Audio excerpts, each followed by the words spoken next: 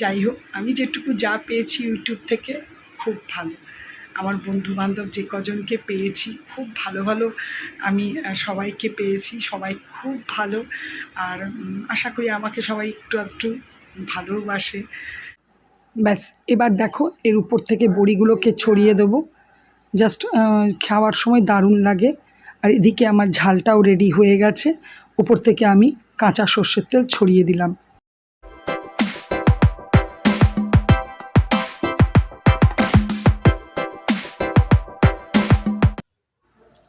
চলো, একটা নতুন সকাল আর নতুন ভিডিওতে তোমাদের সাথে। আজকে আর কোনো কিছু না, আজকে হবে ম্যাগি। তাই জন্য জল বসিয়ে নিয়েছি, বুঝতেই পারছো, কারণ একটু ঘুরিয়ে ফিরিয়ে টিফিন আমরা ভালোবাসি। তো চলো, হয়ে গেছে, তোমাদের দাদাকে দিয়েও দিলাম। আজকে সকাল থেকে বেশ রোদ উঠেছে, কিন্তু একটা কথা বলবো, কেন জানি না একটু পুজো পুজো ভাব লাগছে। তোমাদের লাগছে কিনা জানিও। Good morning and welcome back to my channel Shubhamita's lifestyle. আর আমি শুভমিতা বলছি। আশা করি তোমরা ভালো আছো। আমি তো বিন্দাস আছি, খুব ভালো আছি। আজকে সানডে স্পেশাল বলতে একটু বাজার যাব। দেখো তাড়াতাড়ি করে কী করেছি বলো তো, একটু শাড়ি সামনেই ছিল, শাড়িটা পরে নিয়েছি। যাব একটু বাজার, দেখি কি পাই, যাই পাবো নিয়ে আসবো। তবে সকালবেলায় আমাদের সামনে বাড়ির কুয়োটা থেকে ওই মাছালা মাসি জল নিতে আসে। ও বললো, ও বৌদি আজকে অনেক মাছ নিয়ে এসেছি। ঠিক আছে, এবার দেখা যাক।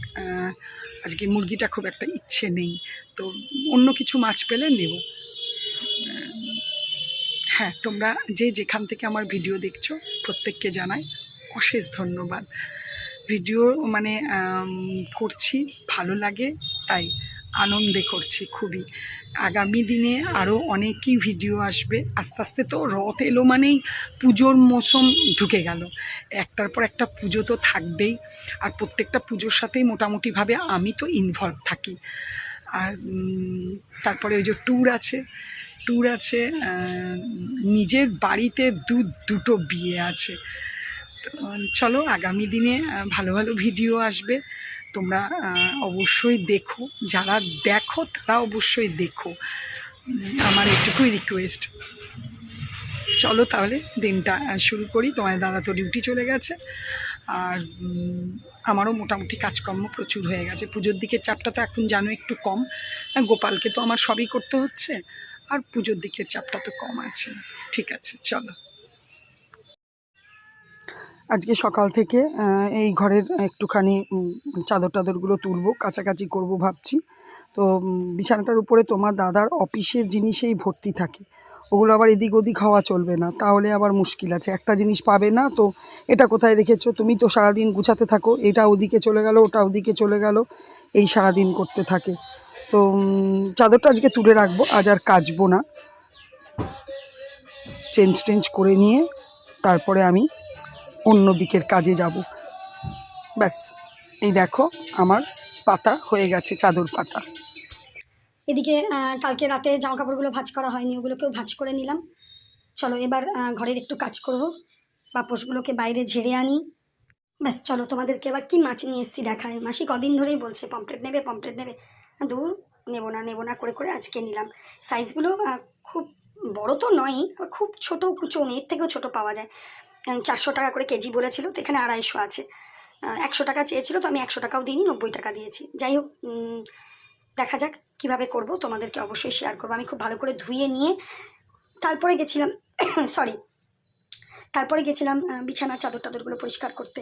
চলো একটু নুন হলুদ মাখিয়ে এখন ফ্রিজে ঢুকিয়ে দিই।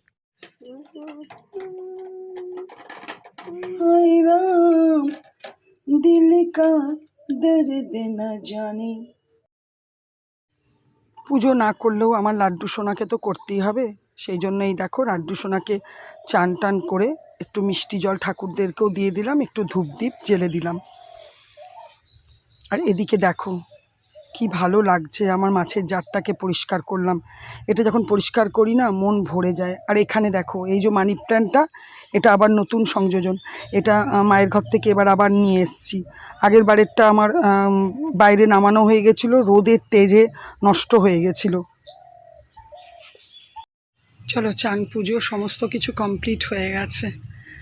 আর রোদের তেজটাও অনেকটা কমেছে, ভালো লাগছে, গরমটাও কম লাগছে, রোদের তেজটা একটু কমেছে। চলো, এখানে দুজন দাঁড়িয়ে আছে, ঘরে গিয়ে কথা বলি।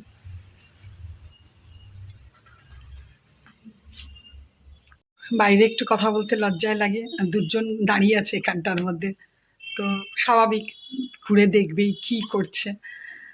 রান্না টিফিন বলতে কালকের একটা গোলা রুটি খেলাম, তখন সকালেই চা দিয়ে খেয়েছিলাম।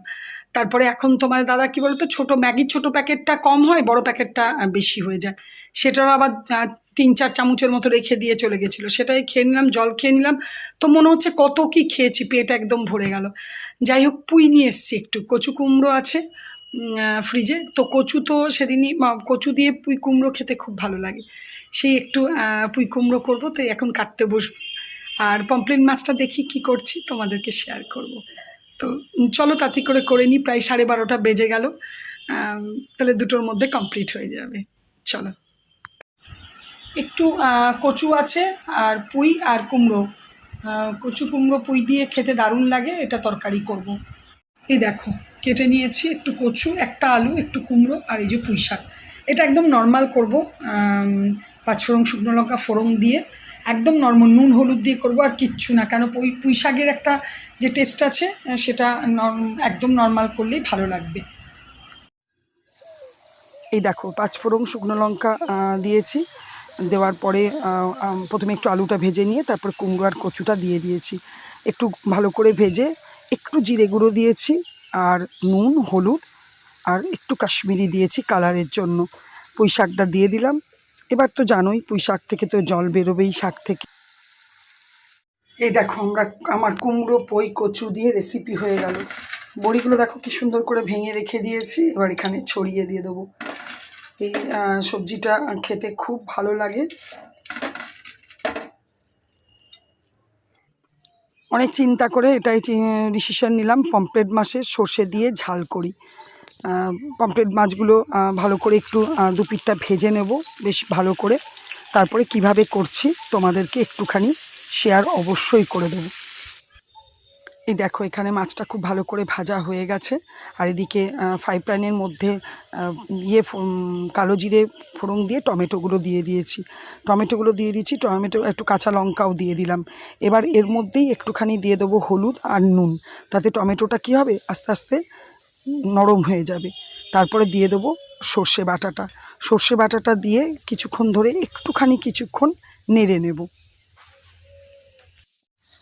সর্ষে আবার বেশিক্ষণ ভাজা যায় না, তাহলে তেতো হয়ে যাবে। এবার আমি জল দিয়ে দেবো, তারপর যথারীতি নর্মাল যেরকম হয় একটুখানি ফুটবে, তখন মাছগুলো দিয়ে দেবো। এই দেখো, ফুটে গেছে, এবার আমি মাছগুলো দিয়ে দেবো। মাছগুলো একটু ভালো করে ফুটিয়ে নেবো, কারণ মাছের ভিতরে রসটা তো ঢোকাতে হবে।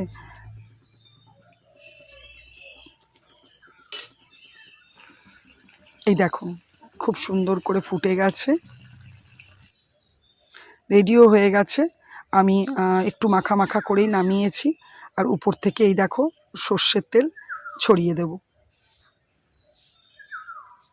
দেখতে ফাটাফাটি হয়েছে, একটুখানি টেস্ট করেও দেখলাম, ভালোই হয়েছে। রান্নাও কমপ্লিট হয়েছে, তোমাদের দাদাও এসে গেছে। মুগের ডালটা ছিল মাছের মাথা দিয়ে, আর এই যে আজকের সব আইটেম বার করে নিয়েছি, এখানে একটু আম কেটে নিয়েছি, খেতেও বেড়ে দিয়েছি। গুড ইভিনিং, শুভ সন্ধ্যা বন্ধুরা।